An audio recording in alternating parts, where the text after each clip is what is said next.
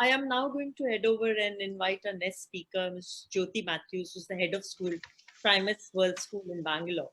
And she's been working with the business schools before she took a plunge into K-12 schooling, and has had leadership roles in academia and administration, and currently working with Treamis, which offers IB, Cambridge and CBSE curriculum.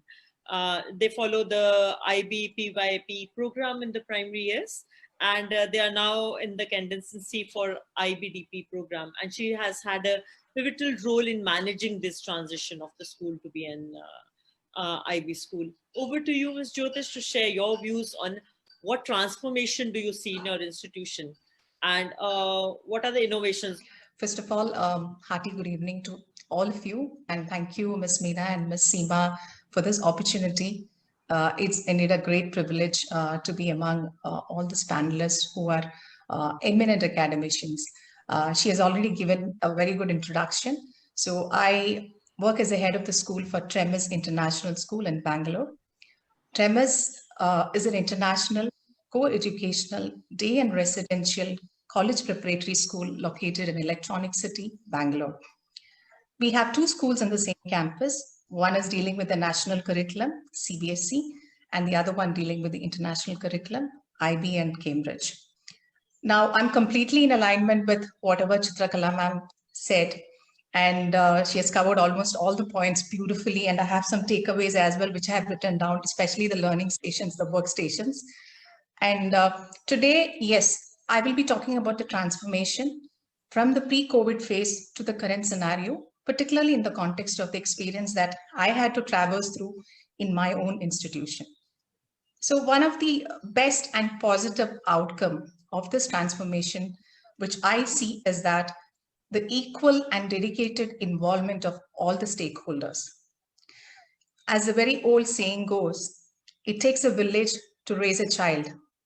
Although the African perspective or this African proverb is more to do with the community involvement, the collaboration, which is involved in bringing up a child, I think we also have imbibed and embraced this whole concept after the pandemic affected us. So the real essence of this proverb is very much evident right now. I always tell my teachers that every classroom, each and every classroom in our school has transformed into a small village, because it's just not 20 children, the teachers, the co-teacher, the parents, grandparents, sometimes the little ones who are not enrolled in any school because they are too tiny for online programs. So everybody becomes a village. And in fact, we can restate this particular proverb in this context as it takes a village to raise and educate a child. So now the responsibility here and in every other school is shared with a bigger group, with a larger family, an extended family, and a wider community. And another transformation, which is very obvious, is that there is a shift, there is a gradual shift from the teaching culture to the learning culture. In the traditional schooling paradigm, if we observe, teachers are meant to teach, children are supposed to learn, parents are supposed to give the bare minimum support, and management, yes, they'll fight at the back end. That's how it was. But right now, there is a shift. Everybody is into learning. Everybody wants to learn. If you look at the managements are very much focused on learning the best practices, adopting it, and trying and making sure that the education is happening uninterruptedly and effortlessly. At the same time, if you look at our teachers, they are the ones who are actually playing the major role. They are not only learning to deliver their subject knowledge, but at the same time, they have acquired the soft skills, the confidence to deal with the virtual family, the village, which I mentioned in the beginning, in their particular classroom. So coming back to the students, they are also learning. They have taken the onus of learning, and they are adapting themselves beautifully to the modalities of online learning. When I come to the parents, they are also learning now with our children, and they are also updating their knowledge to make sure that they provide the best ambience in their homes, in their respective homes, to make sure that their children are learning. Now, moving to the third point, which I have observed is, there is again a shift from standardization to personalization. I would say personalization in learning is a direct outcome of deployment of technology in schools.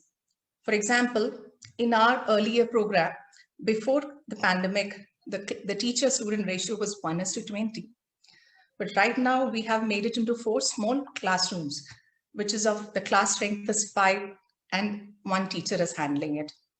Same way, we have actually changed our timetables, our school schedules, taking into consideration the convenience of the working parents and their availability at home as well. Even the PTCs, the parent-teacher meetings, are scheduled or customized according to the convenience, and that has happened only because of the deployment of technology. Now, to make this transformation happen, we had to do a lot of empowerment. So we started with the parents. My department heads, respective department heads, they designed a beautiful program called PEP, Parent Empowerment Program. Although parents were a little apprehensive about it in the beginning, but my coordinators, my department heads could beautifully run this program. It was an 8-week program, 1 hour a day, and they could train parents how to keep the children productive and happy at home. The best part of this program was that after the meeting, after the program, parents started appreciating. They started being very empathetic. They started identifying the kind of effort which goes behind and what all the teaching fraternity do to make the children knowledgeable. So this particular association with parents also helped us to develop the children holistically. Now, once we empowered the parents, now next it was teachers. And one good thing about pandemic is that the training programs, which were supposed to be a little expensive affairs earlier, they become very cost effective. And I could see my teaching fraternity taking full advantage of the situation. My IB teachers who were category 1 trained, they have enrolled themselves for CAT 2, CAT 3, and they have become experts because they don't want to give up. They just want to prove that they are the best when it comes to teaching and delivering knowledge to the children. Also, teachers, when they get to know the children very well, when they get to know the family, the village, which I mentioned in the beginning, very well, it actually helps them to identify certain pattern. If there is any deviation in the behavior of the child that needs to be addressed, it was very much helpful for them to do that. And I think that also helped the transformation to happen smoothly. Now, the last point which I would like to talk about is quality. Although I hear a lot that the quality is getting affected, personally, I've seen that the quality of the academic transactions has improved tremendously. One, the basic reason, as teachers are fighters. They have equipped themselves. They have reskilled, upskilled themselves with all the tools and technology that is needed to teach, convey the message to the child. And the pandemic-induced online schooling was actually a real test of the quality of the school, quality of the teachers, the resilience, the agility, and the quality of the instructional methods. Now, we are constantly monitoring the learning gaps. Of course, there are gaps not only in learning, there are gaps in cognitive skills, there are gaps in social skills. We are trying to address that and come out with solutions from time to time. To be very specific, my higher grade parents, especially the board class parents, had a genuine concern about the way in which the assessments were conducted, because all the resources are at the fingertip and all the notes, PPTs, everything is available. And how will you genuinely give the credits? Because the internal marks also play a very important role when it comes to college admissions, university admissions.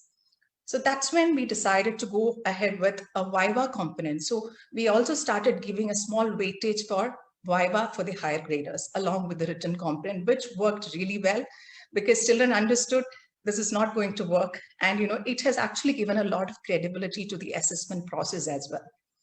Now, feedback. For any organization that actually looks at improving quality, I think feedback is very, very important. And one good thing about online teaching is that the feedback is instant. By the time the teacher finishes the class, the feedback will be in your inbox. So this feedback from parent fraternity, who've been very supportive from day one, has helped us a lot in setting things right. So I would say 8 months into it, we have developed a beautiful relationship with all our stakeholders, and we are going very strong and resilient. Of course, there are negative points as well, which definitely I would like to touch up if I get an opportunity during the question answer session, but I would definitely like to close my talk within the time frame given to me. So I would like to close my talk by this. The smarter the technology, the more empowered schools are. And the best innovation so far is a teacher who can inspire his or her child under these changing circumstances. That's it from my end. Thank you for patiently listening.